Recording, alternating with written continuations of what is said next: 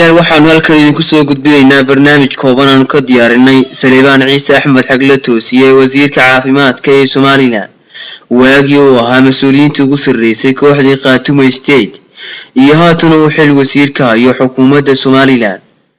Saleebaan Ciise Axmed Xagle Toosiye wasiirka caafimaadka Somaliland waxaanu soo qaadan doonaa khudbado dhinacyo badan taabanaya uu jeediyay waagii uu ka tirsanaa maamul goboleedka Puntland isla markaana uu ahaa hogaamiyihii kooxda Khaatume State iyo khudbado dhinacyo badan taabanaya uu ku taageerayo xukuumadda Somaliland uu jeediyay imika uu hayo xil wasiirnimo.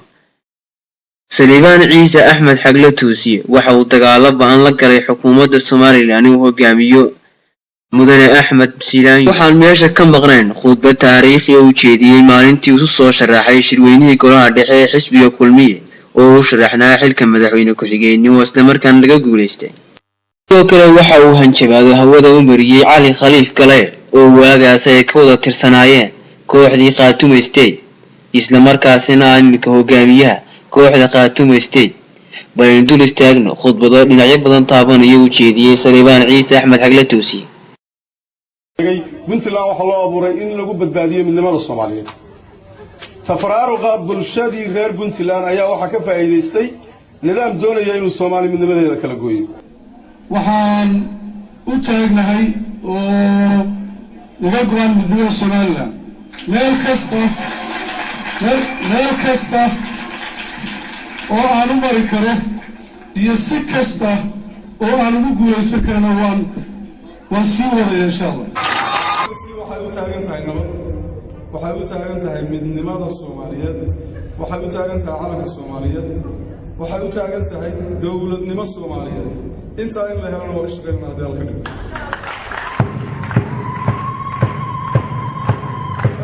waxay u tahay ama aaminsan tahay sida kaliya ee dhibaatada Soomaali weyn haysata looga bixi karo inay tahay in la helo dawlad loo dhan yahay oo wanaagsan oo wax ka qabata mushkiladaha jira.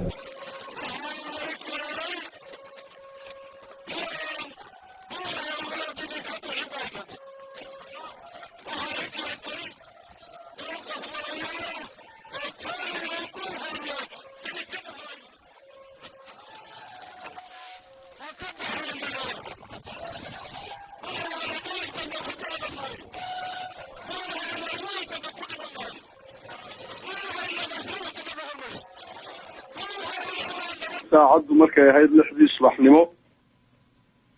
maleeshiyada amarka ka qaadata Silaanyo ayaa weerar ku soo qaaday 3 meelood oo ka mid ah deegaamada SSC kuna xasuuqday shacab ka tirsan deegaamadaas SSC dhimasho badan u geystay dhaawac badan u geystay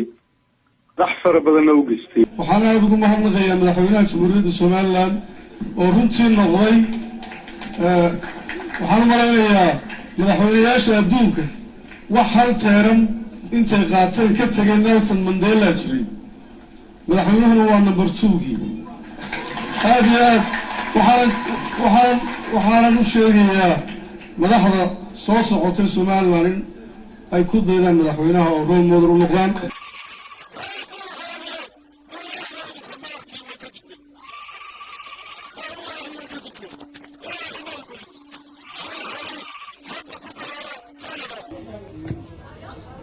kaasoo imika dal Puntland gacanta ay u gashay isagoo aan ku qabsan xuduud ku qabsaday ka faa'iideysanayo tafaraaruqa reer Puntland.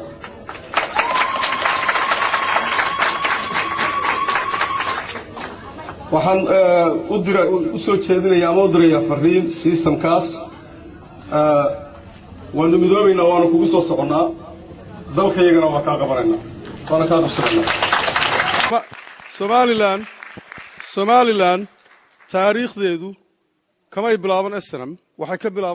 bilaabantay 1884 130 sano oo taariikhaynu leenahay. waa in aynu taariikhdeena oo cid waliba iska dhaxaragto aynu samayno. shacabka reer Puntland midnimadii shacabka reer Puntland ayaa تفرارق بدن كيمد keentay in dad badani maqan yihiin dalna maqan yahay midnimada shacabka reer Puntland safaraaruqeedu waxa uu khatar ku yahay midnimada Soomaaliyeed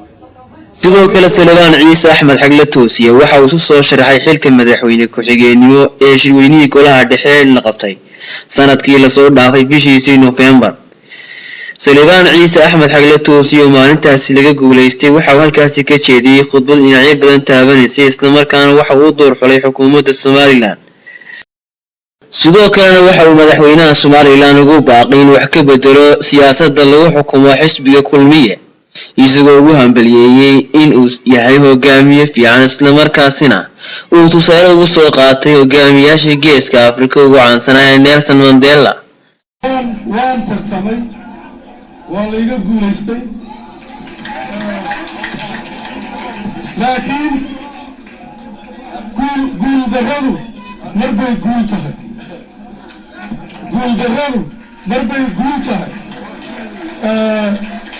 أنا همبليانيا مدحوينها oo ah aasaasii xisbiga kulmiye waxaan ka codsanayaa inuu dhiirigeliyo in dib loogu noqdo hab nidaam doorashada xisbiga oo u baahan in aan loo improve gareeyo khaladaad badan in ay ka jiraan dhaliilo badan ay ka jiraan in mustaqbalka wax laga bedelo wixii intaa dhaafsiisan dib baan ugu noqonayaa talo waxaan la tashanayaa taageerayaashooda dib baana ka soo sheegi doonaa wixii intaa ka badan aad iyo aad baad mahadsantihiin asalaamu calaykum waxaan intaasi kusoo gabagabaynaynaa barnaamijkan uga magac darnay Xagle Toosiye shalay iyo maanta barnaamijka waxaad la socodsiinayeen anigoo Khaalid Cabdikariin Xaajiya tan iyo kulanti dambe assalaamu calaykum waraxmatullaahi tacaala wabarakaatuh